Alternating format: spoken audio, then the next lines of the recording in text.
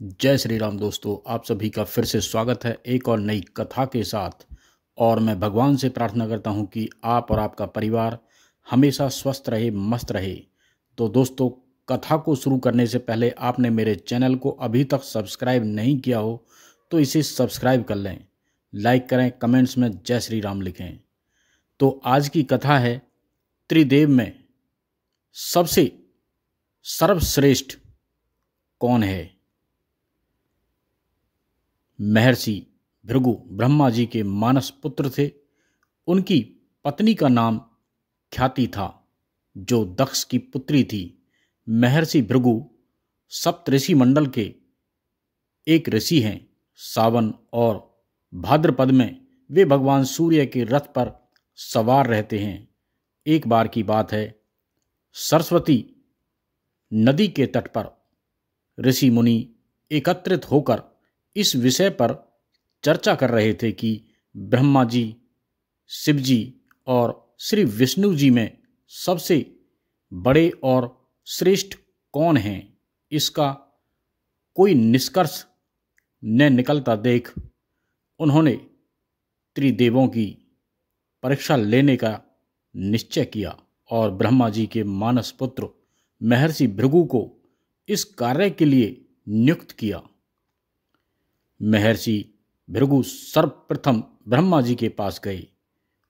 उन्होंने न तो प्रणाम किया और न ही उनकी स्तुति की। यह देख ब्रह्मा जी क्रोधित हो गए।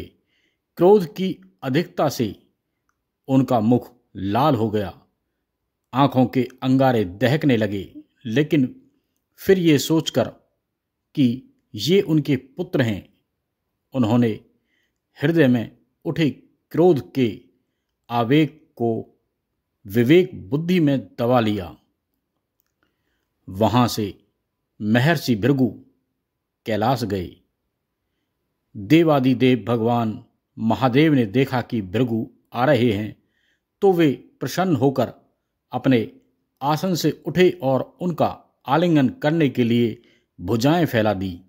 किंतु उनकी परीक्षा लेने के लिए भृगु मुनि उनका आलिंगन अस्वीकार करते हुए बोले, महादेव, आप सदा वेदों और धर्म की मर्यादा का उल्लंघन करते हैं। दुष्टों और पापियों को आप जो वरदान देते हैं उनसे सृष्टि पर भयंकर संकट आ सकता है। इसीलिए मैं आपका आलिंगन कदापि नहीं करूंगा। उनकी बात सुनकर भगवान शिव क्रोध से तिलमिला उठे। उन्होंने जैसे ही त्रिशूल उठाकर उन्हें मारना चाहा, वैसे ही भगवती सती ने बहुत अनन्य विनय कर किसी प्रकार से उनका क्रोध शांत किया। इसके बाद भृगु मुनि बैकुंठ लोक गए। उस समय भगवान श्री विष्णु देवी लक्ष्मी की गोद में सिर रखकर लेटे हुए थे।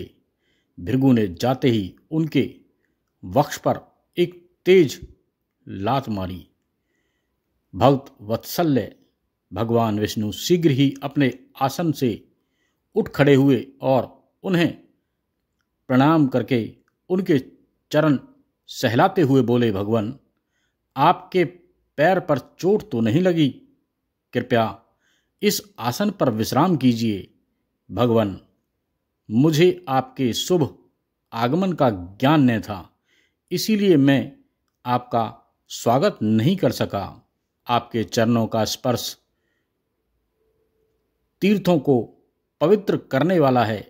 आपके चरणों के स्पर्श से आज मैं धन्य हो गया। भगवान विष्णु का यह प्रेम व्यवहार देखकर महर्षि भृगु की आंखों से आंसू बहने लगे।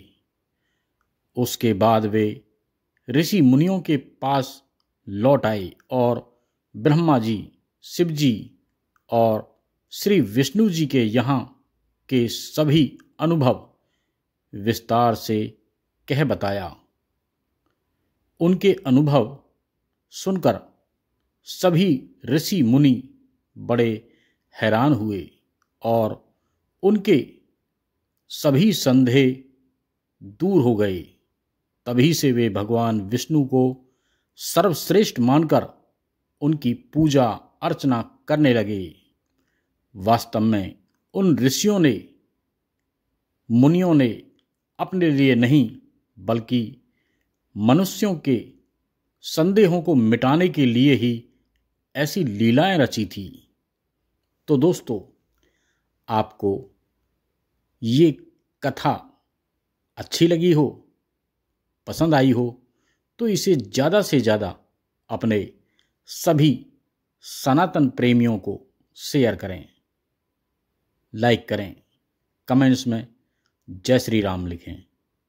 तो फिर मिलते हैं एक और नई कथा के साथ। जब तक के लिए जय श्री राम।